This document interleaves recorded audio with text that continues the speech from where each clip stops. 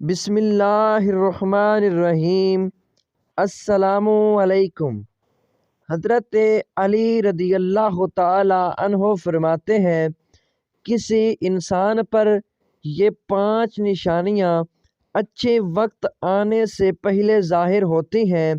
ناظرین گرامی، جب اللہ تعالیٰ کسی انسان کا وقت بدلتا ہے تو فقیر کو بادشاہ اور بادشاہ کو فقیر بنانے میں دیر نہیں کرتا۔ کب، کیوں اور کیسے کسی انسان کا وقت بدل جائے، اس بارے میں کچھ نہیں کہا جا سکتا۔ اب سوال یہ پیدا ہوتا ہے کہ اگر کسی انسان کا وقت بدلنے والا ہو، برے وقت سے اچھا وقت شروع ہونے والا ہو، تو ایسے انسان پر اچھا وقت شروع ہونے سے پہلے کون کون سی نشانیاں ظاہر ہوتی ہیں، یعنی آپ اس بات کا کیسے پتہ لگا سکتے ہیں کہ آپ کا اچھا وقت شروع ہونے والا ہے۔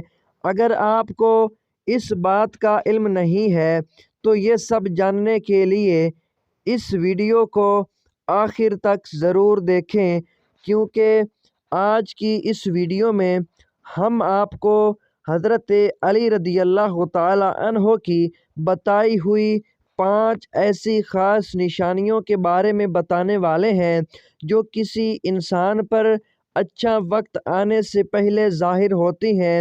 یعنی اگر کسی انسان کو اپنی زندگی میں ان 5 نشانیوں میں سے کوئی ایک نشانی بھی دیکھنے کو مل جائے تو اس انسان کو سمجھ جانا چاہیے کہ عن قریب اس کا اچھا وقت شروع ہونے والا ہے۔ ایک مرتبہ ایک شخص حضرت علی رضی اللہ تعالی عنہ کی خدمت میں حاضر ہوا اور عرض کی، یا علی رضی اللہ تعالی عنہ، کیا کوئی انسان جان سکتا ہے کہ اس کا اچھا وقت شروع ہونے والا ہے؟ یعنی کسی انسان کا اچھا وقت شروع ہونے سے پہلے کون کون سی نشانیاں ظاہر ہوتی ہیں؟ آپ رضی اللہ تعالی عنہ اس شخص کی بات سن کر مسکرائے اور فرمایا، اللہ تعالیٰ کسی انسان کا وقت بدلنے اور اچھا وقت شروع ہونے سے پہلے 5 نشانیوں کو ظاہر کرتا ہے، جنہیں دیکھ کر انسان کو سمجھ جانا چاہیے کہ بہت جلد اس کا وقت بدلنے والا ہے اور اس کا نیک اور اچھا وقت شروع ہونے والا ہے۔ اس شخص نے عرض کی، کیا یا علی وہ 5 نشانیاں کون سی ہیں جو اچھا وقت شروع ہونے سے پہلے ظاہر ہوتی ہیں؟ اس پر حضرت علی رضی اللہ تعالی عنہ نے فرمایا، اے شخص، وہ 5 نشانیاں یہ ہیں۔ نمبر 1، فجر کے وقت آنکھ کا کھلنا۔ آپ نے فرمایا، جب انسان کی آنکھیں نماز فجر کے وقت کھلنے لگ جائیں اور اس کے دل میں بستر کو چھوڑ کر نماز پڑھنے کا شوق پیدا ہو جائے، یا اسے ایسا محسوس ہونے لگے کہ اس کا رب اس کو اپنی طرف بلا رہا ہے، تو ایسے انسان کو سمجھ جانا چاہیے کہ اس کا وقت بدلنے والا ہے اور بہت جلد اس کا اچھا وقت شروع ہونے والا ہے۔ اس پر کامیابی اور کامرانی کا دروازہ کھلنے والا ہے، کیونکہ میں نے رسول اللہ صلی اللہ علیہ وآلہ وسلم کی زبان مبارک سے یہ سنا ہے کہ نماز فجر کے وقت اٹھنے والوں کی اللہ تعالیٰ خود حفاظت فرماتا ہے اور ان کو اپنی رحمت میں گھیر لیتا ہے۔ اگر آپ کی آنکھ بھی نماز فجر کے وقت کھلنا شروع ہو جائے اور آپ کے دل میں بھی عبادت کا شوق پیدا ہو جائے تو سمجھ جائیں کہ آپ کا اچھا وقت بدلنے والا ہے۔ نمبر 2، قناعت کرنا۔ ناظرین، قناعت کا مطلب ہے حلال طریقے سے جتنا مل جائے اس پر راضی رہنا، زیادہ حرص اور لالچ سے ہمیشہ بچتے رہنا۔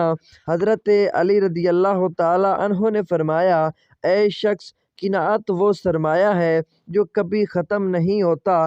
قناعت کرنے سے خرچوں میں کمی آ جاتی ہے، جس سے مال و رزق میں اضافہ ہوتا ہے۔ قناعت کی وجہ سے انسان کے دل سے حرص اور لالچ ختم ہو جاتا ہے۔ پھر جب اس کے پاس زیادہ مال آتا ہے تو اسے غریبوں اور مسکینوں میں بانٹنا شروع کر دیتا ہے۔ جب کوئی انسان اپنے مال غریبوں اور مسکینوں میں بانٹنے لگ جاتا ہے تو اللہ تعالیٰ اس شخص پر اپنے غیب کے خزانوں کے منہ کھول دیتا ہے۔ دیکھتے ہی دیکھتے اس کا وقت بدلنے لگ جاتا ہے، اس کا دل روشن ہو جاتا ہے۔ ایسا شخص پھر کبھی بھی شکوہ شکایت نہیں کرتا، بلکہ کہتا ہے اللہ جو بھی کرتا ہے بہتر ہی کرتا ہے۔ تو ایسے شخص کے بارے میں اللہ تعالیٰ فرماتا ہے، اے جبرائیل، میں نے اس بندے کو اپنا محبوب بنا لیا ہے، تم بھی اسے اپنا محبوب بنا لو۔ نمبر 3، جس کو اللہ تعالیٰ کا دین سمجھ آنا شروع ہو جائے۔ آپ نے فرمایا جب اللہ تعالیٰ کسی کو اپنا محبوب بنا لیتا ہے تو اسے دین کی سمجھ بوجھ عطا کرنا شروع کر دیتا ہے۔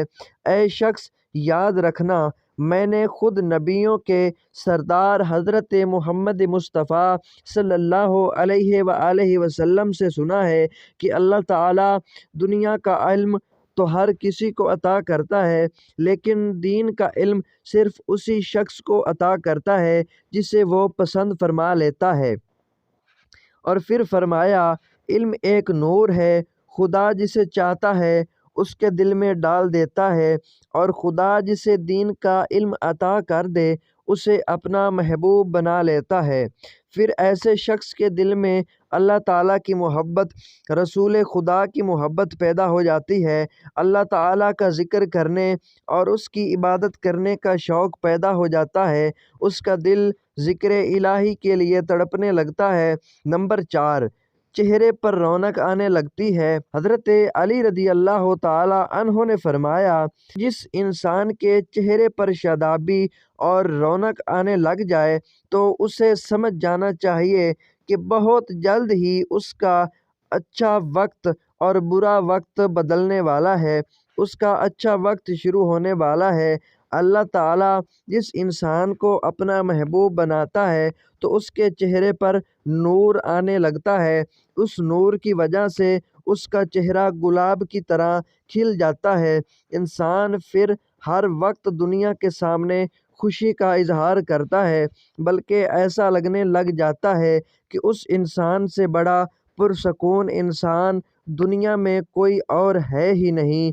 ایسا لگتا ہے کہ دنیا کا کوئی غم اسے کبھی چھو کر بھی نہیں گزارا۔